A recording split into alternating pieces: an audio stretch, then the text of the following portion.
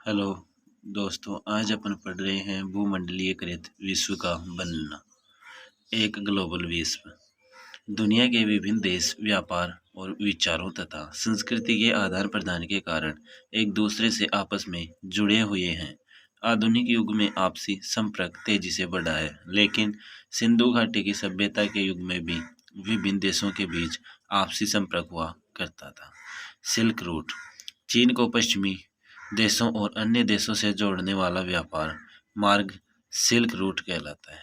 उस जमाने में कई सिल्क रूट थे। सिल्क रूट ईसा युग की शुरुआत के से ही अस्तित्व में था और 15वीं सदी तक बरकरार था। सिल्क रूट के रास्ते ही ईसाई, इस्लाम और बौद्ध धर्म दुनिया के विभिन्न भागों में पहुंच पाए थे।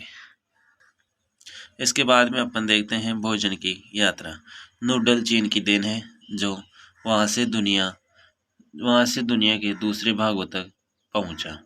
भारत में हम इसके देसी संस्करण सेवियों को वर्षों से इस्तेमाल करते हैं। इसी नूडल का इटालियन रूप है स्पेगेटी।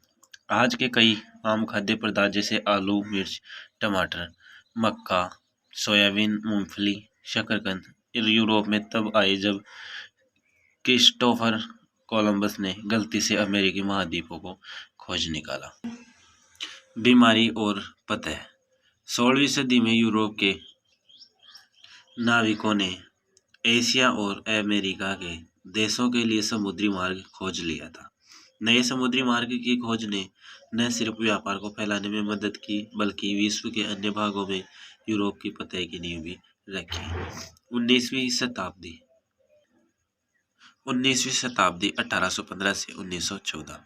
19वीं सदी में दुनिया तेजी से बदल रही थी। इस अवधि में सामाजिक, राजनीतिक, आर्थिक और तकनीकी के क्षेत्र में बड़े जटिल बदलाव आए। अर्थशास्त्री मानते हैं कि आर्थिक आदान प्रदान 3 प्रकार के होते हैं: व्यापार का आदान प्रदान, श्रम का आदान प्रदान और पूंजी का आदान प्रदान। कॉर्न लॉ हटने के प्रभाव। इसके हटने का मतलब था कि ब्रिटेन में जिस भाव पर भोजन का उत्पादन होता था, उससे कहीं सस्ते दर पर उसे आयात किया जा सकता था। ब्रिटेन के किसानों द्वारा उगाए जाने वाले अनाज इस स्थिति में नहीं थे कि सस्ते आयात के आगे टिक सके। खेती की जमीन का एक बड़ा हिस्सा खाली छोड़ दिया गया और लोग भारी संख्या में बेरोजगार हो गए। लोग एक बड़ी संख्या में काम की तलाश में शहरों की ओर पलायन कर रहे हैं। कई लोग विदेशों की तरफ भी पलायन कर रहे थे। तकनीक की भूमिका।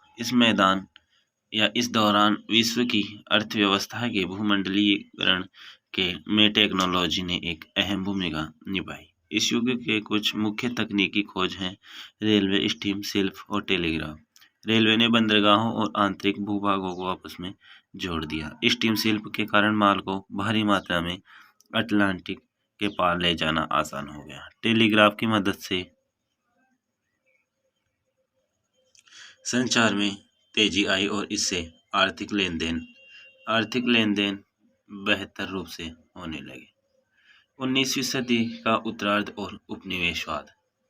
एक तरफ व्यापार के फैलने से यूरोप में लोगों की जिंदगी बेहतर हो गई, तो दूसरी तरफ उपनिवेशों के कारण लोगों पर इसका बुरा प्रभाव पड़ा। जब अफ्रीका के आधुनिक नक्शे को देखें तो पता चलेगा कि ज्यादातर देशों की सीमाएं सीधी रेखाएं हैं। ऐसा लगता है कि जैसे किसी ने सीधी रेखाएं खींच दी हो।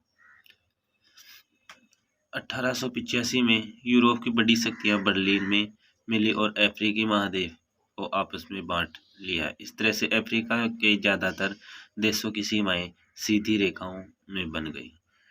रिंडरपेस्ट का प्रकोप। रिंडरपेस्ट का अफ्रीका में आगमन 1880 के दशक के आखिर में हुआ था। यह बीमारी उन घोड़ों के साथ आई थी जो ब्रिटिश एशिया से लाए गए थे। रिंडरपेस्ट पूरे अफ्रीका में किसी जंगल की आग की तरह फैल गए थे। भारत से बंधुआ मजदूरों का पलायन। मजदूरी जो किसी खास मालिक के लिए खास अवधि के लिए काम करने को प्रतिबंध होते हैं, मजदूर या बंधुआ मजदूर कहलाते हैं। आधुनिक बिहार, यूपी, एमपी, मध्य भारत और तमिलनाडु के सूखाग्रस्त इलाकों में कई गरीब लोग बंधुआ मजदूर बन गए। इन लोगों को मुख्यतः कैरेबियन आइलैंड, मॉरिशस और फिजी भेजा गया। भारत के कई बंधुआ मजदूरों को असम के चाय के बागानों में काम पर लगाया गया।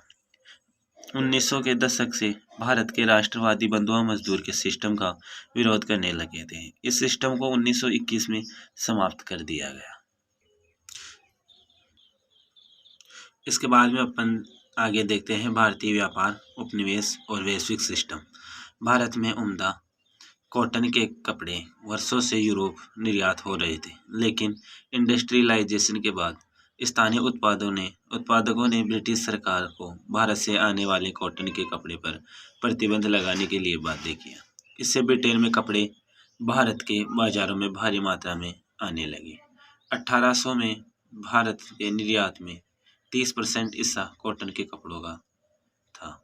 1815 में यह गिरकर 15% हो गया। भारत में सबसे ज़्यादा निर्यात होने वाला सामान था अफीम, जो मुख्यतः चीन से जाता था, या जो मुख्य से चीन जाता था। इसके बाद में अपन नेक्स्ट क्लास में देखेंगे। Thank you.